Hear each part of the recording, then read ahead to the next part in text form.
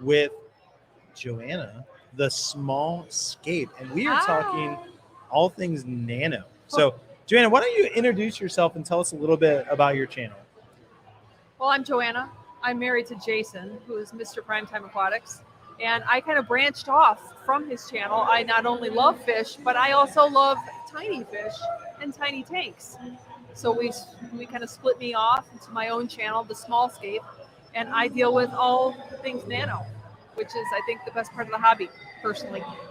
I would completely agree. And if you guys don't know me, I'm Rob with Flip Aquatics.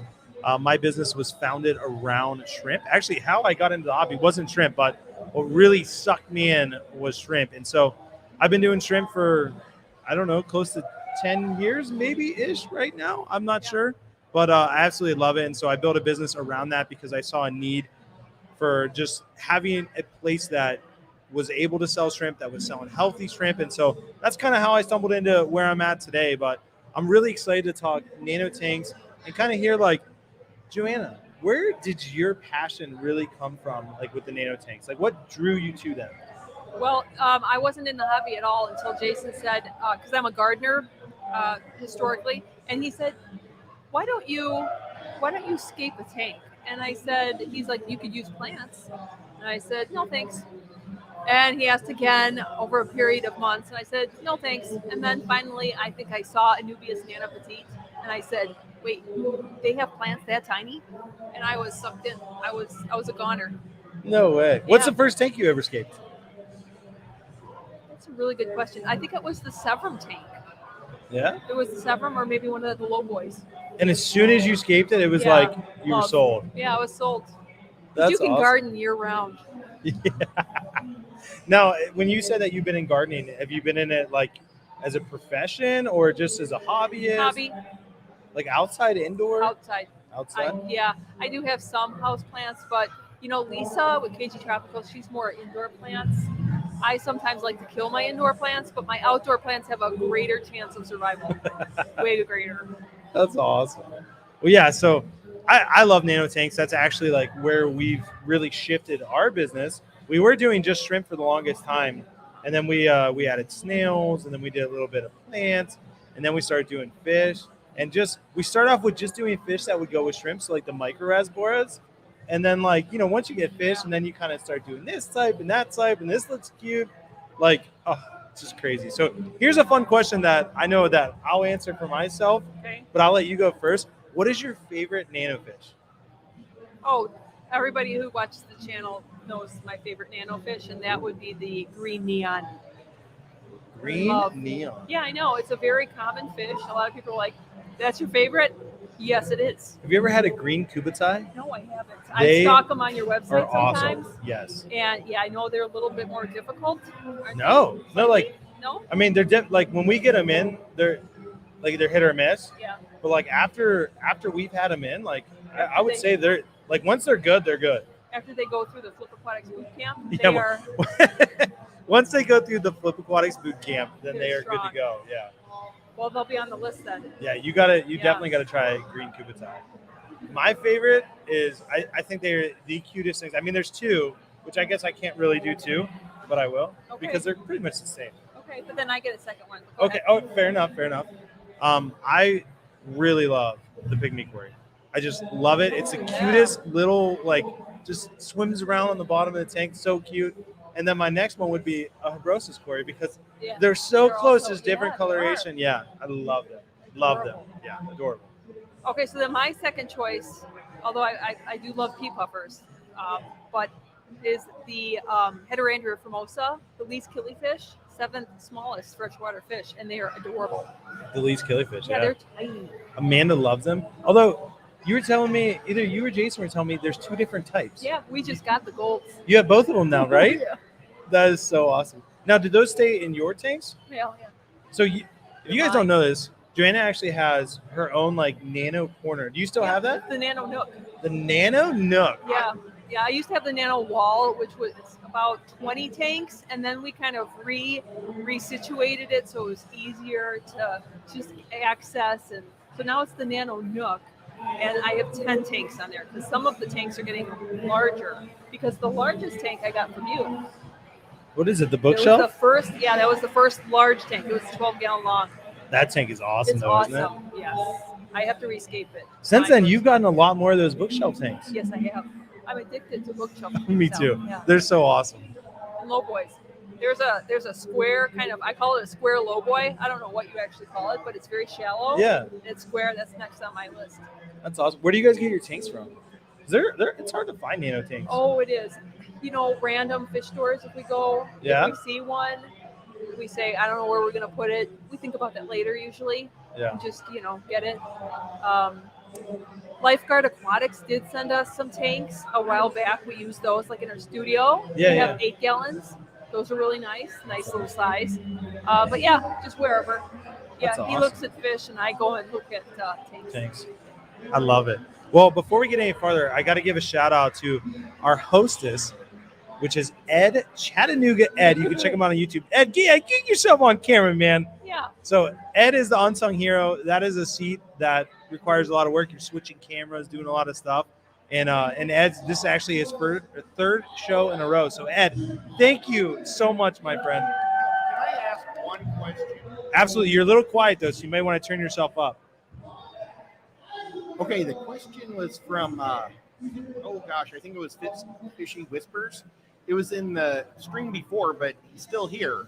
And he was asking about algae in the tank. And he was wondering if it's worth getting CO2 to stop algae, or what would you do to try to counter the algae problem? Ooh. Do you want to start this one off, or you want me to? Wow. To counter an algae problem, well, my first choices would be either cut the light a little bit, or you could get algae eaters. Those are my 2 favorite tips. Yeah, so my biggest thing is algae is nature's way of telling you that something is out of balance. So whether you have too much light, too much nutrition, something's wrong with the water, like, you don't have enough CO2. I usually try to, like you said, I start with lighting to see if I'm giving it too much light. And then I will always check my nitrates. I always get them backwards. I always check my nitrates and make sure they're around like 10 to 20 parts per million. And then if they're at 10 to 20 parts per million, then you know that your plants are getting enough food. And then if you're getting the right amount of light, then it would be a CO2 issue. So CO2 would be the last thing that I would do for an algae bloom. I would definitely go with algae eaters like neorite snails, amano shrimp, things like that, well before I ever did that. Or otocinclus, those are good ones too. Yeah, or you can throw in some hornwort, our best friend hornwort. Hornwort? Yeah, I use that in one of my tanks that black-bearded algae likes to appear every so often, and hornwort takes care of it. That's smart. We use duckweed. Oh, I hate duckweed. I know. Hornwort would be easier to get out. So yeah, duckweed is not everyone's best friend. No. But it is tiny. Yeah. It is nano-sized. Yeah. So what makes up what does every nano tank need in your opinion? Something cute and tiny, like a shrimp or a fish.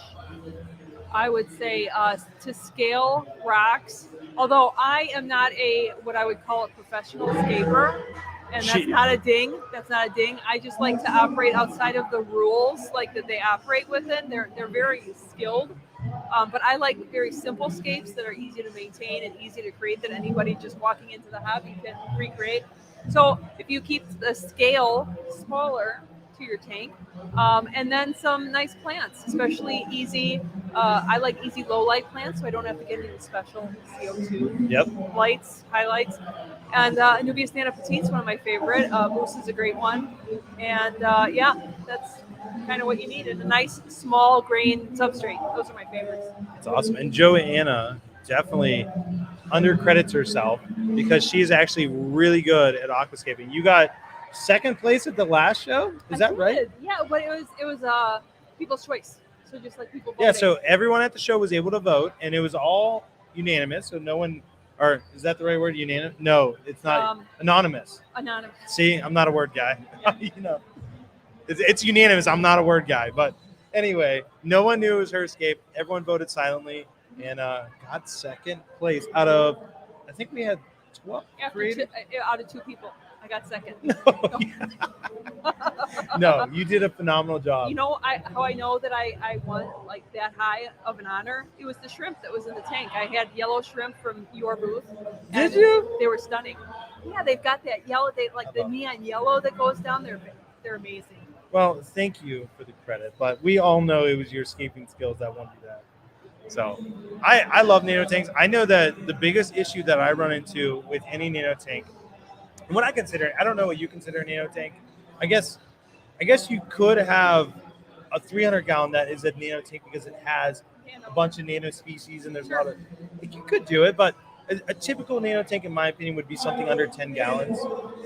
Yes. Would you agree with that? Well, I would say I usually tell people that most people will agree that a nano tank is 20 gallons and lower. However, Ooh. I kind of like to group them into different size nano tanks. Those are large. 10 to 20 gallons to me is a large nano tank.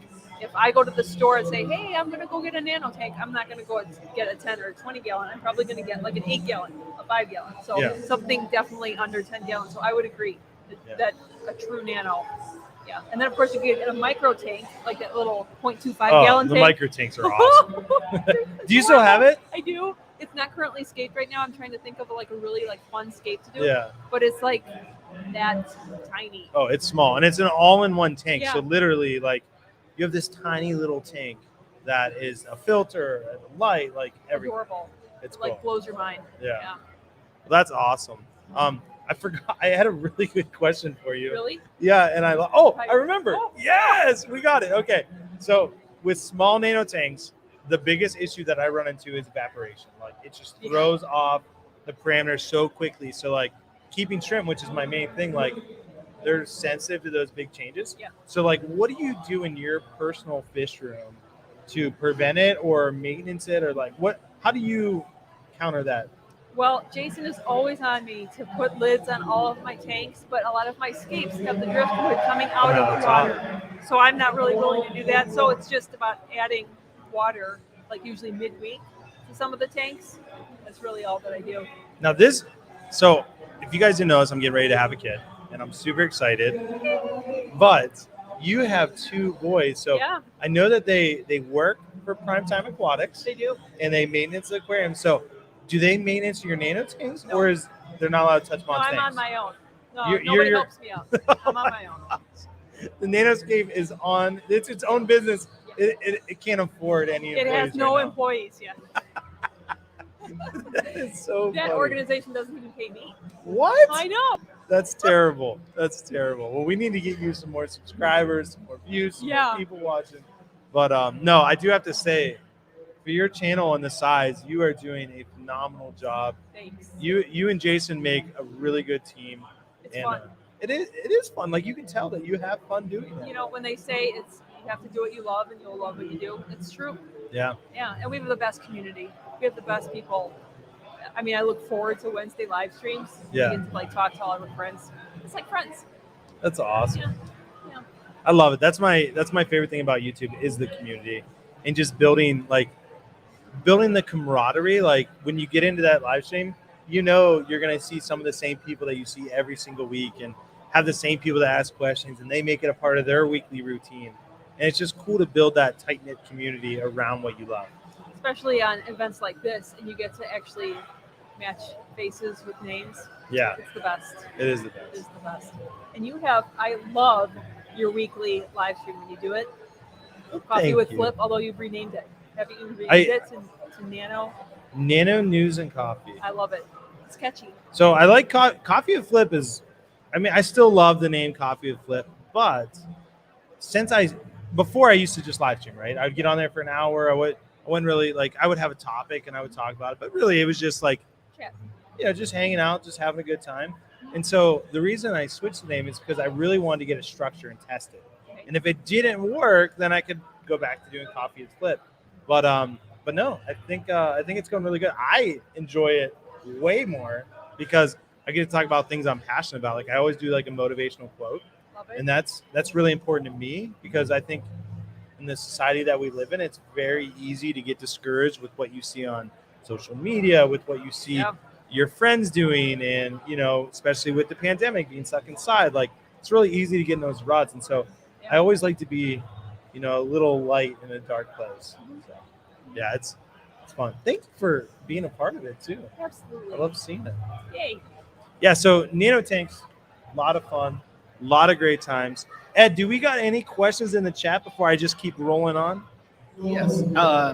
We have a question from Frelos Aquatics. He was wondering what's the best Anubias to put in with, or I don't know if he said Anubias. Best plant to put in with puffers. So Ed, what's your answer? I'm just curious. Yeah. No, don't worry about me. Anubias. Anubias is the best. That is so funny. I love it. Joanna, do you want to give your opinion? I actually have buttons that say I love Anubias. So Do you really? Let me I see do. that. I actually made these. I wanted one for myself, so I just made a bunch because everybody should love Anubias. Anubias, especially Nano Petite, is really great. The regular Anubias would be great too. They do really like to kind of like swim throughout different plants. Goose would be great, right? Yeah. Any kind. I mean, I've had when I had my tank, Crips are great. And this is for pea puffers, right? Or Well- just puffers? He actually said Amazon, but since we're going nanos, I decided to just say puffers in general. Oh, I'm just talking about pea puffers. Yeah, so Would you like to, for our topic, I was pushing it okay. to just puffers. Yeah. You're a smart man. He You're a is. smart man. Yeah, over there. Ed, The he's a hostess keeper. with the mostest. Yeah, so Anubias is a great option. I don't know who came up with that, but that was a great option. Anything that's got like a harder rhizome, harder stem, yeah, like Crips would be good. I mean, even like I would think swords could probably hold up pretty well.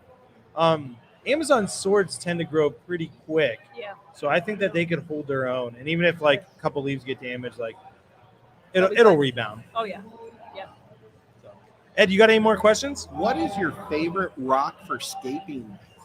Ooh, I know mine. Do you? Well, so mine's utility. Like, okay, you go first. I would probably go. I would go Cerulean stone only because some dragon stones I refer to as fake. I don't know if technically they are. They're very clay based, so you can wash them and there's still clay. There's pieces breaking off. So probably Cerulean. Zero. So I really like Dragon stone. Dragonstone. And the reason that I like that is because for us, we keep shrimp, and shrimp need stability. They don't want the parameters changing a lot. Yeah. Most, like Cerulean stone, different stones like that, most stones are made of, I mean, they're all made of a type of mineral, and it's just whether they're going to leach that mineral into the water and change the parameters. And a lot of them do. So Dragonstone, for the reason that you said, like the clay doesn't really leach into your aquarium. And so it makes most Dragonstone safe for your aquarium, and it won't change your parameters too much. So especially in a nano tank, like if you have a lot of rock in there, those parameters are going to bounce around a lot. Yeah. Do you keep any Cerulean stone with shrimp? One tank, but they're just a few very small pieces. So that might be a good thing, because you guys have hard water in Chicago. We do. Yeah, so they're probably really used to the hard water anyway. Yeah, they're tough. They're tough cookies. They're tough. They're tough shrimp. They're from Chicago. Yeah, and we were talking about this the other day. We thought it was the cutest thing. On the Aquashella T-shirts that they have, there's a shrimp on there that originally when I saw it, I was like, that is the weirdest looking shrimp they've ever done. But it was a shrimp that had a blanket over it, and it was a ghost shrimp, and it had a little jack-o'-lantern that it was trick-or-treating with. Yeah. The cutest. I got to get the shirt just for that I reason. know, me too. Like, we should talk to them.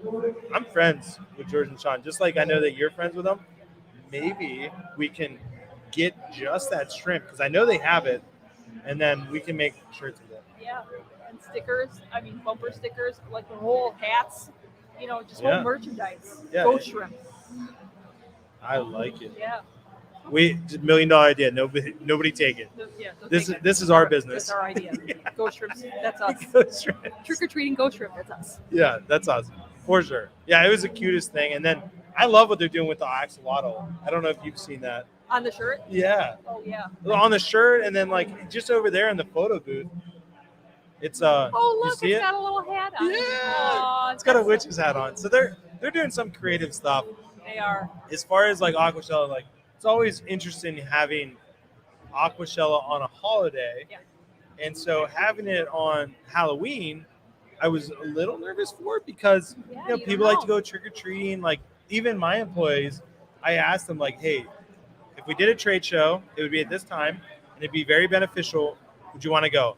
And all of them were like, "If we could pick any trade show to not go to, this would be the one," because they all love Halloween and spend it with their Aw. family, going trick or treating with the kids. That's cute. And so I knew that coming to the show that it might be a difficult one. Right. But today, what'd you think? Gosh, wow, it was really busy. And this booth that we have, this space is It's really great. phenomenal. It is. Phenomenal. It's amazing. It's like our whole little like campus. Yeah. It's amazing. And you guys, they have been selling T-shirts Yeah. all day long. Yeah, Jason was like, "You didn't bring enough." I'm sorry. That's awesome. That's fun. That's really fun when somebody like wants your shirt. Yeah, no, it's great. Want your picture. You get to talk with them, like meeting people face to face. We were talking about that. Yep. Hey, Ed, I don't know how long we've been streaming for, but don't forget that we have to shutter the cameras. Oh, and I don't know how to do that. All you do is you hit it like you're going to take a picture. Okay. So, Do you need a question before I do that? yeah, if you want to give us a question, that'd be great. Okay. Here's a question from me. It's a two-part question. Okay. Is it, do you ever go harvest your own rocks in the wild? And if so, how do you prepare them? Is that just limited to rocks? Yes, rocks. Ooh. Okay. Would you like to go? So I could go first. Now, in full transparency, I don't harvest rocks from the wild, and it mainly comes down to I don't really have very many personal tanks that I have. Now I'm starting to get more, but originally I haven't had my own personal tank, so I really didn't have a tank to scape. Right. But now that I'm getting back into it, I probably will do this. If I actually went out in the wild, harvested rocks, first thing I would do is boil them, and I mean, I guess they could crack, so maybe that's Some not a can good idea. explode. Yeah, That's why so we don't don't take that back, delete those last 10 seconds. So I wouldn't boil them. I would clean them really good, and then I would soak them in a hydrogen peroxide to water mix and let that go. You could even do bleach, but you just need to let it completely dry. And some rocks absorb water, so you need to know that. So you really need them to dry. And then from there, to protect it from leaching minerals in the water, because you don't know what it's made of, I would research a polyurethane that is aquarium safe, that they use for decorations in aquariums, and coat it with that so that it couldn't leach anything into the aquarium. Oh, that's great. But don't boil it. No. Yeah, they might No. blow up. Sometimes might explode. Yeah, because we were at Have a you done that? campsite. No, but we stayed at a place that was like out in the kind of wilderness, and they had set up like a bonfire. Yeah. And you could see all these exploded rocks around there. Like they had put rocks close to the bonfire, and they exploded. That's crazy. Yeah. So ever since then, we haven't boiled any rocks. Yeah. You know, see, you guys learned something today, and so did I. Right. Don't boil rocks. Well, I know a lot of people do, or they do certain kinds, but yeah, we don't.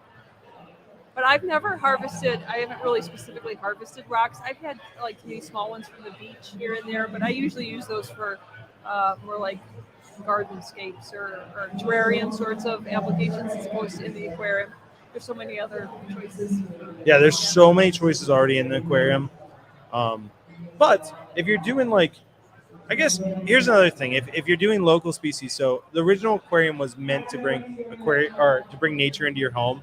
So like it's kind of cool to go out in the wild and collect rocks from your natural habitat, collect driftwood from your natural habitat, collect some fish that are legal to collect from your natural habitat, and build your own little, Ecosphere. ecosphere, like your own little nature in your home that's local to you. And if they're already surviving with that driftwood in the tank, they're already are in the river or wherever you're collecting from, the pond, and that rock, most likely they're already used to whatever that's leaching, and so you're not going to have any issues. Yeah. Great question, Ed. Yeah, that's fun. Really fun, Ed. Yeah. Okay, well, this one's for Rob, and it's from Finn Wiggles. Oh, Finn Wingles. Yes. Finn Wiggles. Finn What's that? Wingles. It's a tongue That's- twister. that's Finn Wiggles, yeah. Rob, what is your next nano species you would like to have available? Oh. That is a great question. So, I mean, it really. So here's how we pick new fish, and I'll tell you this: we go based on what we can get. So we look at a list, we look up the ones that are options, and then we decide from there. So some things I would really like to have, but don't have the ability to get, like pea puppers, for example. They are so hard to source, and so right now when we get them in, they're about a little bit bigger than a BB. So they're like the smallest things in the world because they're breeding them, and as soon as they breed them, they're selling them because there's such a demand for them. So probably the next ones I would bring in would be, there's like, I forget the name of it just because I'm on the spot, but it's like a panda. It's panda striped, and it's a type of loach. It might just be a panda loach. Really? Maybe that is the name of it, panda loach. But it's a really, really cool fish that's safe for shrimp tanks, and it's also an algae eater. So, I mean, Wow. yeah. Win-win. Win-win. So that's a great question. But I mean, we're always changing. So like you never know what we're gonna stock next. It really just depends on how much time do we have. Is there a source that we can readily go to? Because we never want to buy something just once. Because you go through the time of marketing it, building the product description, taking the pictures, and if you only sell it one time, then you put a lot of man hours into building that product, and then people are going to want to keep coming back for that product. And if they can't find it, it kind of creates a negative customer interaction. Yeah. So, yeah, it really just depends. All right, so now I got a question for you. Actually, I have Yes. two questions for you. Ooh, it's good. First, what is the most popular selling shrimp? For us? Yeah. So the shrimp that we sell the most of is cherry shrimp.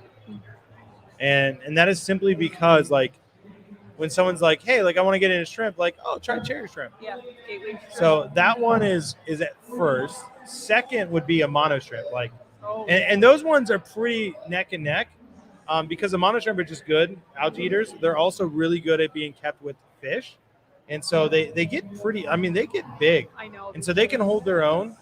So those two are our biggest sellers. But as far as like a colorful fish, or a colorful shrimp, fantasy blues sell super well for us. Another name for them would be like blue dreams, and just that blue, it just pops so well in an aquarium. It Yeah. really does. Yeah, they're pretty yummy. Okay. Pretty yummy. What's your? I hope you don't eat them. No. No, with little tiny No, there's. cocktail sauce. Yeah. What is your favorite shrimp? Oh, You had to only pick one. yeah. So this is a really hard question. If I only had to pick one, I would pick a royal blue tiger. So they're super pretty shrimp, and the reason I would pick it is because like the royal blue tiger is what really helped Flip Aquatics be what it was. So like, have you ever heard this story about the royal blue tiger? So I set up a little rack in my parents' basement when I lived with them. I had two 40-gallon tanks up top, two 20 longs below, and in one of the 20 longs below, I put like 5 royal blues. I think I paid like $150 for them. Like they were expensive. And I put like some other shrimp in there. I think it was blue velvets. And I put them in there, and the blue velvets were breeding. And then all of a sudden, like the royal blues never bred. And I thought I got all males or something. And so I just left the tank alone. And then over time, the water, evaporated. I didn't pay as much attention to it. And I went down one day, and I'm like, man, like that evaporation was like that much. I'm like, I'm just so busy. And I looked down in there, and there was like 100 babies of royal blues. Wow. And so I ended up having a ton of royal blues. So what I did is I broke that tank down. I took it to my shop. And then from there, I started 2 tanks of them. I started breeding those. And then those are what really gave Flip Aquatics the revenue and the sales in the beginning to keep us going. And so they really kept me going. And that's what really let people know about me, because I had so many of these, so people were buying them from me. So my wife, Amanda, actually, I mean, I know you know this story, but she reached out to me because I had royal blues and wanted to buy them from me. And, a year later, we met up, or it was like 6 months later, we met up. And I think like a year later, we got married. And we've been married for a little over 5 years. We have a baby on the way, and, it's awesome. So I tell everyone, if I didn't get anything else out of my business, like if my business just failed today, the one thing that I could say is I got an amazing life partner and best friend out of my business, and that made it all worth it. So, Bravo. yeah, it's awesome. So Yay. great question. How about for you? I mean, you keep some shrimp. Well, let me switch it up a little bit to give a little variety. All right.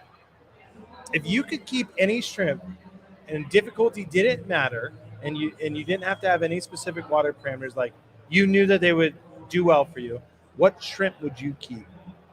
I would want the black and white striped ones. Yeah? Yeah. Would you want to do the black King Kongs or the crystal blacks? Well, that's where I don't really know like what's the pros of each one. What? So crystal black is easier to keep, Okay. but you know their colors little. I mean, it depends on like how good a quality they are. So some are gonna have better color, others aren't. They're gonna have different patterns. So like they could either be completely striped or they could be completely black. Or the really high grade ones, as far as pattern go, they could have a little bit of black and all the rest white. Oh. Whereas the black King Kongs, the black pandas, they actually have very consistent colors, and then they're usually always panda striped, or they have pretty good ratio of black to white. I mean, you get some extremes that are like solid black, Uh-huh. but for the most part, like if you get you can get one pattern and mostly they produce that pattern. Really, that would be cool. Yeah, I'd probably get the black King Kongs. So what do we have to do to make that tank a reality? Do you have room for a tank like that? I can always find room. I love it. So we got green Kubutai, Yeah. and we got black King Kongs or crystal blacks. Yeah. This is gonna be great. And I want a shell dweller tank. You guys, I've been talking to Jason about it for forever. Yes, he's always saying it. Yeah. Yeah, I have this perfect tank. It's like, I think it's 6 foot long, 4 foot wide, Okay. and like 12 inches tall. Yeah. 50. Is it a 50? No, I think it's like a 110 gallon tank. It's 6 feet, Oh, 6 feet. Oh, 6 wow. feet, and 4 foot wide. You're gonna put Shelly's in there? What? You're gonna put Shelly's in there? Yeah. Ooh. Won't that be a sweet Oh tank my for gosh! it? You know what? And you know the extra bonus for getting Shelly's? What? Not only are they really fun to watch, they're beautiful. They take great pictures. Do they? You can take amazing pictures of them all day. Because they just stand still. Yes, and they have beautiful smart. blue eyes. Yeah. They're amazing. Do you guys still do a lot of Shellys? Yeah.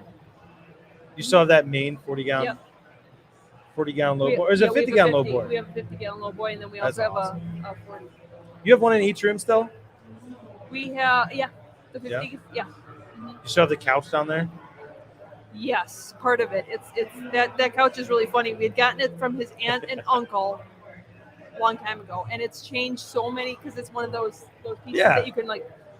It it's been so many different variations. Right now, I think we have half of the couch left. The other half went, and just because it's really hard once you decide to put a 50-gallon low boy in the middle of your floor, everything else has to kind of find Move a around. space. Yeah. Yeah. So we have half the couch left. Your guys' fish room is still my favorite fish room of all time, just because the chill atmosphere. You can go down there, you can hang out for an hour, Yeah. just enjoy the fish. You don't sit around a TV, you sit around a 50-gallon low boy. Yeah, and you And listen that's to awesome. bubble. I love it. Well, Ed, what do you got for us? Finn Wiggles has a question for Joanne. Hey, Finn. All right, what do you got, Finn? What is your favorite bookshelf tank? The size? Yes. Well, that's tough. I really like the 12, although I'm in the middle of completely gutting the 12.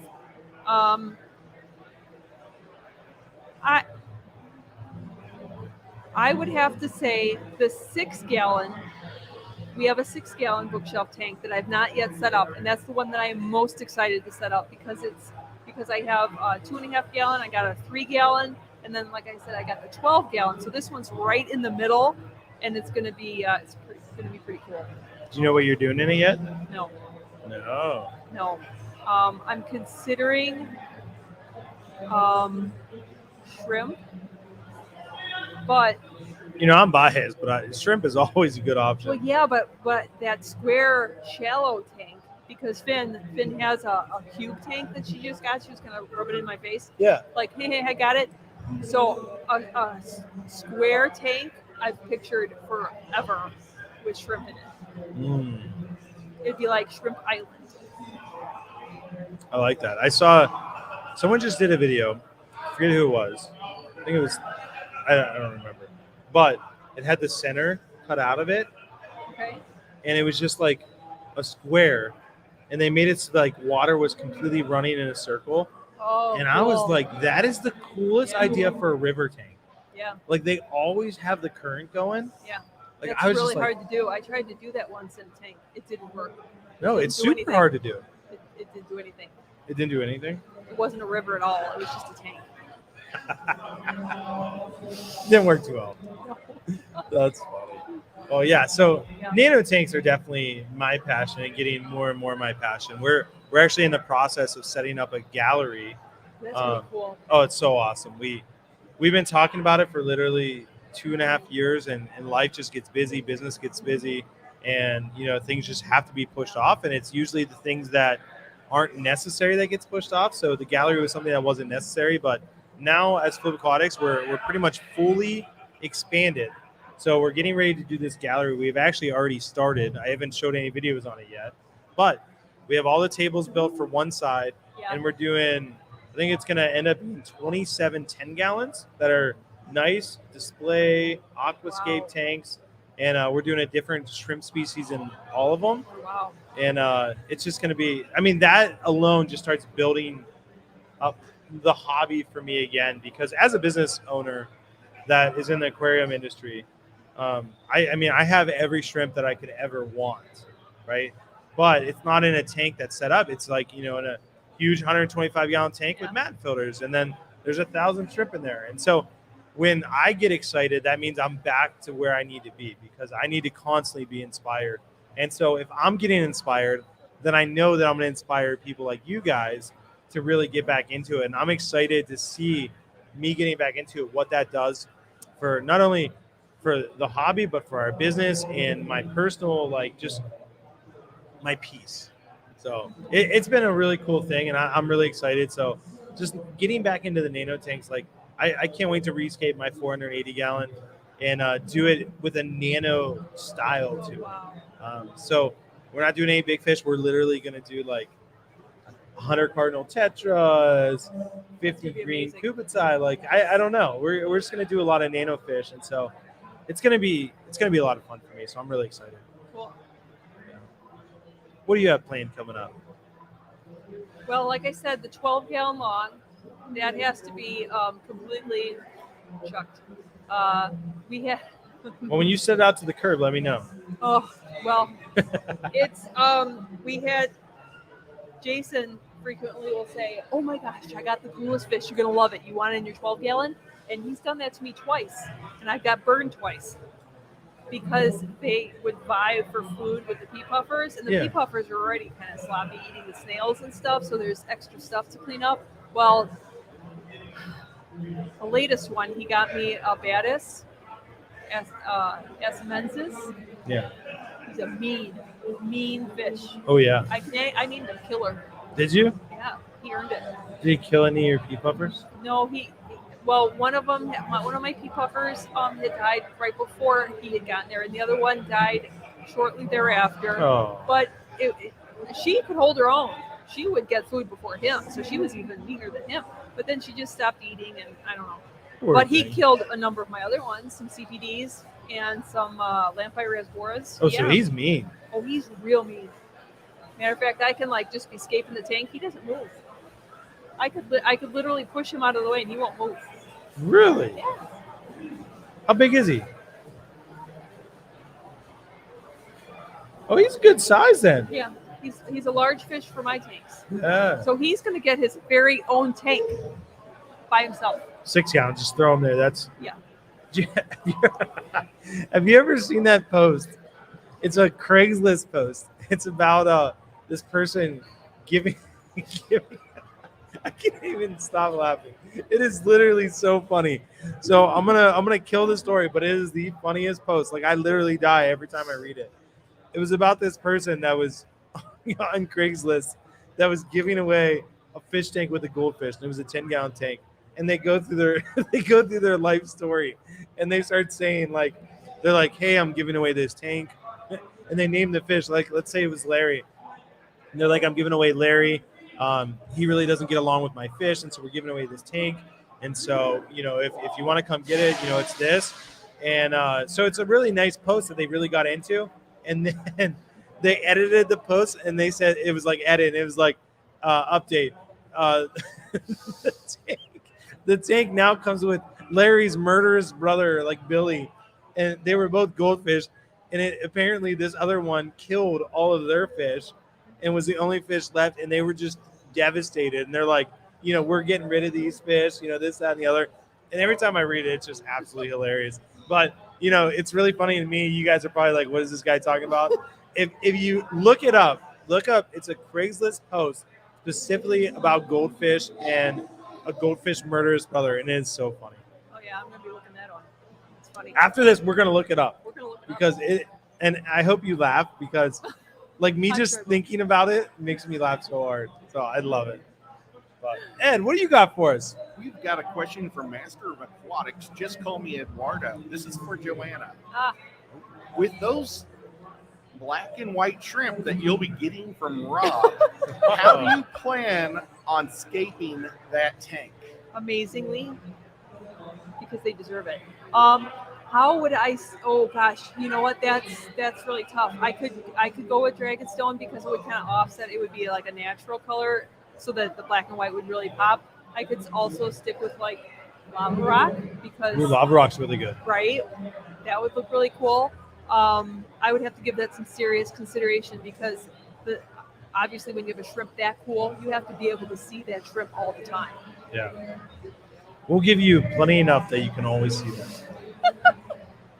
That's awesome. Next time that we come to Chicago, I can even stop by, bring all the supplies for you, walk you through like this is what works really good, right? And then just set up the perfect scape for it. That would be amazing. That would be a great video. That would be a great video. Yes. And it would go. You heard it here. You heard it here. Download only at video. Aquashella. I love it. Yeah, it's so we actually go to Chicago where Joanna lives and Jason. We go there a decent amount because we get all of our imports there. And so we're always in a rush when we do it, but it'd be nice to actually plan like, hey, we're coming out the weekend before and we're picking up on Monday and spend some time with you guys because they have such a cool fish room and they're just amazing people. And it's always nice spending time with you guys. We have lots of babies down there. I mean, fish. Lots of babies. Lots of babies. babies. That's my favorite video ever. And I don't think Jason realized it. Like, I don't think I realized it until I was editing the video. If you guys haven't seen this, I did a fish room tour of Jason's fish room, Jason and Joanna's fish room. And Jason literally said lots of babies 10 times. Yeah, lots of babies. And he didn't even say, like, he would say lots of babies. It was magical. So yeah, it was I think I called the fish room tour like lots of babies fish room tour or something like that. And you had it popping up everywhere. Lots of babies, lots of babies. Oh yeah, I would play it like 3 times in a row every time he said it. Yeah, it was great. Yeah, we have people comment on our videos a lot of times, like for years. Lots of babies. Do you still get it? Yes, and now we know where it's coming from. That's awesome. Does he still say that anymore? No. I scarred him. Now it's like he purposely tries to avoid it. It'd be funny. You know, my other favorite thing with that tour. Oh my gosh, it's so funny. I know what you're gonna. The fish. I don't even remember how the whole thing happened. We're literally going through. We're filming everything, and then all of a sudden, there's this dead fish that isn't just dead. Like it is dead. It's dead. And I think he says, "Joanna, what happened? Grab a bucket." Oh, it was so funny. Oh, and I couldn't help but laugh, but he was like, funny. Yeah, he was mortified. That was my fish. Oh man, you know you gotta have fun with little things in life.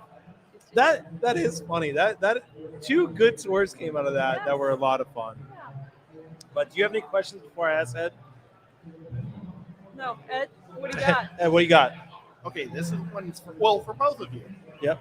What do you recommend? Keeping one type of shrimp in a tank or multiple? Like, are you worried about their offspring being different?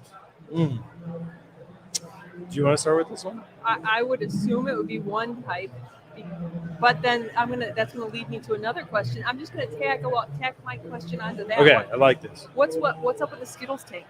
How can you actually have a Skittles tank and have them not all turn brown? Yeah, so It's a great question. I'll answer this one first. So keeping multiple shrimp together, there's very specific things you have to do to keep multiple shrimp together. The easiest thing that I would say, like if you kept a mono shrimp with like neocardinas, that's a real easy thing. They won't interbreed. You could also even introduce bamboo shrimp or something like that into the mix. So like just keeping shrimp that have the same parameters but don't breed together is good. And most of the time, the ones that you can keep together are the ones that don't breed in freshwater aquariums. So like you can keep one shrimp that breeds in freshwater aquariums with other shrimp that don't. So like bamboo shrimp, vampire shrimp, a mono shrimp, ghost shrimp, things like that. Okay. But if you actually keep shrimp that breed in aquariums and just naturally, like neocaridina and caridina will not interbreed together. But in order to keep those two genus, I always get this wrong. A caridina is a genus, but how do you say plural? Is it genii? Then talk to Mr. Friend. So let's call it genuses. Okay.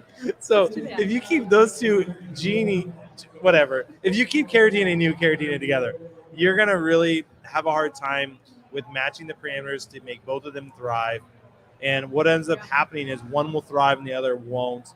And so it just, you can do it. It's just not an ideal situation ever. Very rarely do both species do well.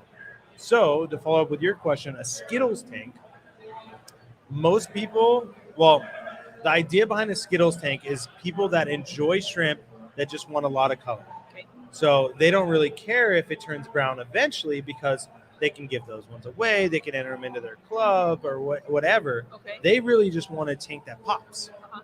And sometimes, if you mix certain types together, you're going to have, 10% of the shrimp that are black or brown.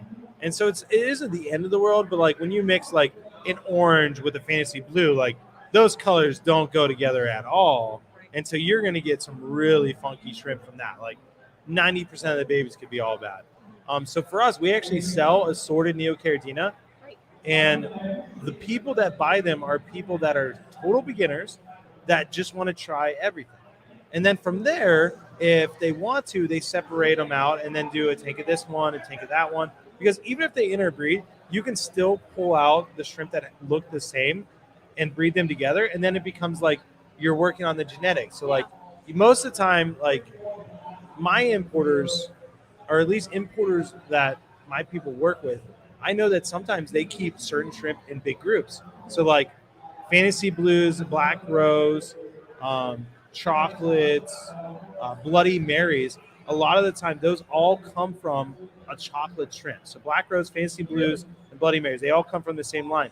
So like if you bred a chocolate shrimp and got all these different lines, no, you couldn't do it that way. If you did a fantasy blue and bred it with like a black rose, and then the first generation you got all the black rose and you bred all the black rose together and all the fantasy blues together of that next generation, you're still going to get mostly fantasy blues on the fantasy blue side and mostly black rose on the black rose side because they're so close. Okay. So you're able to separate out that assorted tank and really line breed it if you want to. So that was a long-winded answer to a really simple question. Amazing. And you got anything else for us? Yeah, this is from the Nano Aquarium guy. Oh, that's a cool very name. fitting name. Yeah, this is for Rob. Can you give me a cost-effective way or solution for keeping caridina shrimp? So the most expensive shrimp you'll ever buy is a dead shrimp. That's what I tell everyone.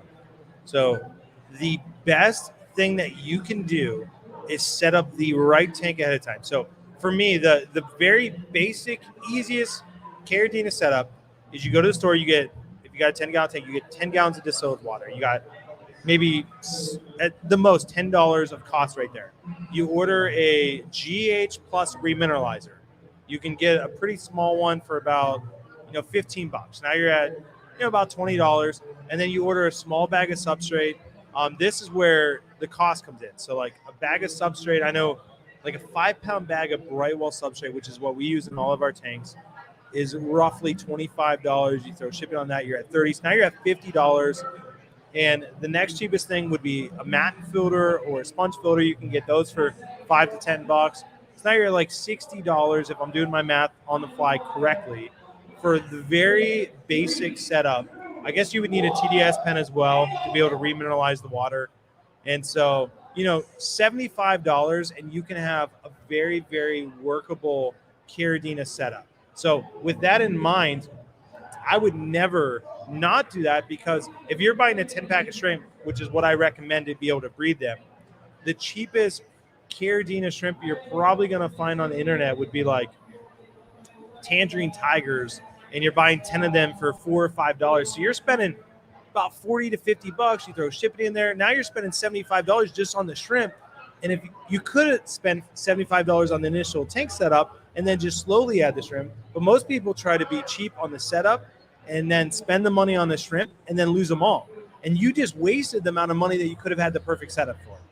So I always encourage people to set up the tank the right way the first time, because then you're going to have success every time. Right. 99% of the time. Well, it's kind of like getting a new dog. You don't go to a pet store or something, pick up a dog, and then figure out everything else you need at that point. You have everything ready before you. Yeah, I mean, that is a phenomenal analogy. Like, you're not going to go buy a purebred, well, this is getting dramatic here, but you're not going to go buy a purebred dog for $900, $1,000 and then use plastic plates to give it its dog food. At least I wouldn't think so. I mean, I guess you could. No, if it's a puppy, it would eat the plates then.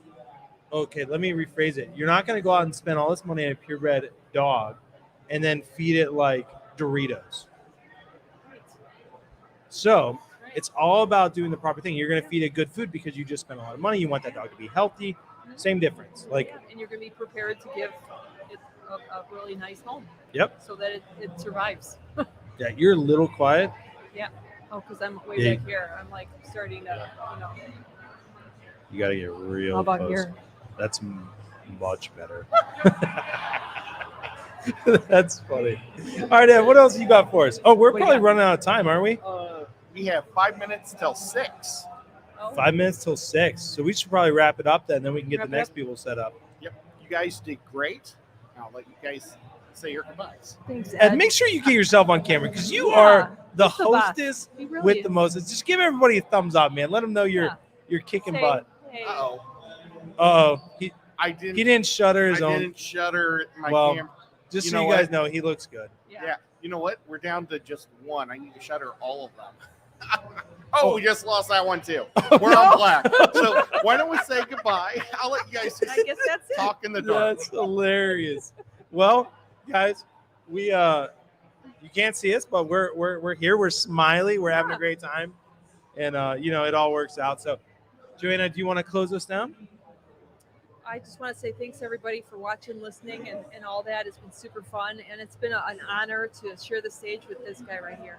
Well, thank you. And I do have to say, I say this at the end of every single one of my streams, God bless, and I hope you guys have a great day. God bless.